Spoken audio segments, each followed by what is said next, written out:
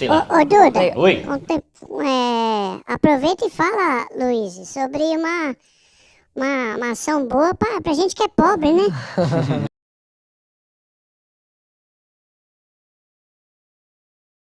Fala três aí que você gosta pra caramba. Cara, eu gosto muito de Itaê. Deixa eu só resumir. Tem 5 setores que a gente adora. É o BEST. Tá. Bancos, energia, seguro, saneamento e telecom. Peraí, banco, energia, saneamento... Seguro O e que- telecom. BEST, as melhores. O que que é... O que que seria seguradora? Seguradora. Porto Seguro? Porto Seguro, BB Seguridade, Caixa Seguridade. Isso é Muito bom, É? cara. Sabe por quê? Imagina você que pagou o seguro do seu carro. O que você vai rezar para não acontecer? Você não vai bater o carro no poste para você usar o seu seguro. Ao contrário, você vai rezar, você vai pagar o seguro, vai rezar para não usar. E sabe o que você vai fazer? Pagar feliz no ano seguinte, cara. Quem ganha dinheiro com isso? Obviamente, quem te vendeu o seguro. Você está ali protegido, né? Então você tem o sentimento de proteção, que é muito importante. Eu tenho também o seguro do meu carro, eu pago feliz e rezo para não usar. Então, enquanto não há o sinistro, a empresa seguradora que está ali te garantindo, está te protegendo, né? No princípio da boa-fé, enfim, da transparência das informações, ela vai ter um fluxo de caixa ali para ela trabalhar. Então, é basicamente uma grande tesouraria. Ela vende primeiro, quer dizer, vende o serviço, né? E te presta o serviço, talvez, se acontecer o sinistro. Tá. Então, muitas vezes você paga por um serviço que você não vai usar. Então, banco, Excelente. bancos e banco, você se refere a bancão. A maioria dos bancos que conseguem distribuir bons dividendos são bancos do modelo mais tradicional, né? Itaú, Bradesco, Banco do Brasil, Caixa...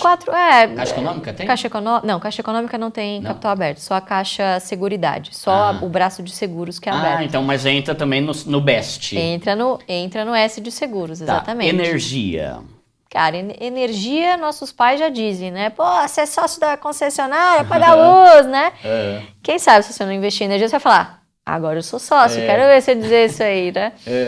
Mas energia, eu acho que talvez seja o setor mais óbvio de todos, né? Aquele que você também, em determinados momentos, paga, inclusive, sem consumir. Se você deixar todas as luzes da sua casa apagadas, for viajar daqui a um mês, você voltar, pô, sua geladeira ficou, alguns outros itens da sua casa ficaram, você vai ter que pagar uma conta de energia ali.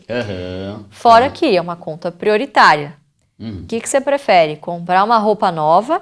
Ou pagar a conta e ficar sem geladeira, né? Exatamente. Assim, é uma conta muito básica, né, para sobrevivência. Tá. Então, basicamente, todos esses setores que é o T funcionam mesmo? assim. Telecom.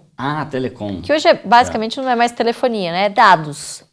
Internet, tudo. Internet, dados, exatamente. Vocês não entram na tua lista aqui de BEST, por exemplo, empresas de tecnologia? Não, cara.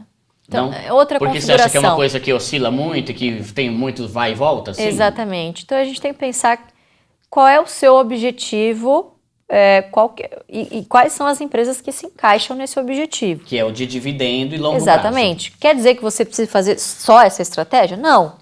Estou te dando aqui o caminho das pedras para uma estratégia que te dê uma renda lá na frente. Tá. Se você achar que outra parte da sua carteira tem que estar em techs ou outras oportunidades que você acha que tem potencial, a gente não vê problema nenhum nisso. Tá, ô Luiz, só que é assim, o dividendo, ele vai ser proporcional ao tanto de ações que você tem, né? É verdade. Só Sim. que pensando nisso, quem é pobre não vai crescer o zóio mais em uma empresa que pode estourar e crescer 10 vezes do que numa que paga dividendo, só que ele não tem muita ação.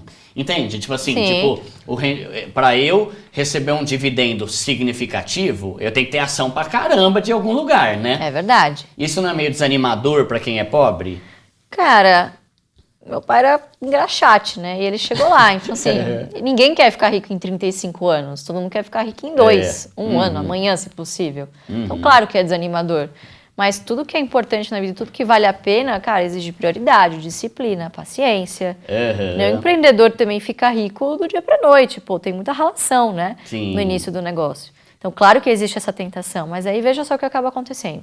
O cara tem R$1.000, vai, sei lá, R$1.000 para investir. O que ele vai ter que fazer para ter uma grande rentabilidade? Ele vai ter que apostar tudo em uma só. Tá. Ou 2 no máximo. Porque não adianta também colocar uma merrequinha em cada uma, né? Aí Você não os vai ver. R$10 vai virar 100, né? Você não vai ver nem dividendo, nem valorização. Tá. Botou R$100 numa empresa. Pô, legal, fera, multiplicou 1000 vezes, agora você tem...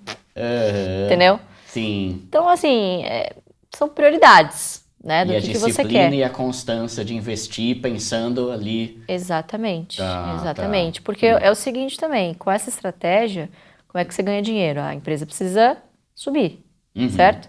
E você, para ganhar dinheiro, precisa saber o timing de vender, certo? Quem fica muito, muito, muito rico também não fica do dia para noite, cara. E o que é o negócio que você fala de setor à prova de bala? É esse best aí que eu te falei. Eles são então. os blindados. Claro que, assim, obviamente que não é você fechar os olhos e comprar qualquer empresa destes setores. Você precisa estudar. Isso é um filtro inicial para você fazer. Você também é impensável, uma pessoa que é iniciante na bolsa, ou até eu que era analista, pessoal. Analista não analisa tudo. Cada analista cobre um determinado setor, né? Então, o que você faz? Você prioriza aquilo que encaixa na estratégia. Então, o que esses setores à prova de balas, né? O que esse setor best tem em comum, todas essas empresas? Elas conseguem ali ter uma receita recorrente, certo? É uma conta que você está sempre pagando, todo mês após mês, você não consegue fugir desse boleto. É uma conta recorrente e que corrige a inflação. Tá? Boa. Então, qual a consequência disso? Extrema resiliência em momentos de crise. Cara, no Brasil a gente tem uma crise para chamar de nossa todo ano, né? Então, obviamente que a gente só vai querer ser conservador quando a merda já tá no ventilador. A gente não, a gente gosta de ser conservador sempre, devagar e sempre. Lembra sempre disso. Eu tô falando de enriquecer devagar. Né? Não tô falando aqui de nenhuma estratégia mirabolante que vai te deixar rico em um ano, em um mês, nada disso. Né? É, obviamente, fazer exatamente o que grandes investidores também lá de fora fazem, que é se tornar sócio de bons negócios que vão durar muitos anos. Por exemplo, eu começo a investir em ações. Sim. Eu não tenho tempo de ficar acompanhando tudo isso. Quais Verdade. opções que eu tenho? Ou eu tenho que ficar de olho o tempo todo, ou eu faço uma mensalidade numa casa de investimento, uma casa de análise, ou eu tenho um assessor para mim. Qual que é a opção para quem é mais pobre de ter ajuda nisso? Sabe? Cara, Porque uma coisa é o cara ter 1 milhão e ele tem 8 assessores VIP pra ele que liga e leva café na cama pro cara. Outra coisa é o pobre que não tem quase nada e não tem muita ajuda, né? Sim. Tipo, é o quê, assim? Ele tem uma casa de análise e ajuda nisso? Cara, a casa de análise pode até ajudar, mas eu sou muito da seguinte coisa. O bom investidor, ele não é aquele que fica acompanhando a cotação diariamente. O preço ele é extremamente importante, óbvio, mas não é aquilo que você vai ficar acompanhando. Não é para você perder o seu sono, parar tudo que você está fazendo e só olhar o home broker, virar um louco. Não. Boa parte da sua tarefa é, cara, sai desse negócio de fofoquei, subcelebrities, cara, tira essa meia hora que você fica lá no Instagram ou só assim lá no TikTok. Pô, vê um conteúdo legal no YouTube. O YouTube hoje é uma grande ferramenta de estudo. As pessoas usam muito o YouTube. Claro, né, você precisa filtrar de quem está consumindo conteúdo, mas o YouTube tem muita coisa de graça.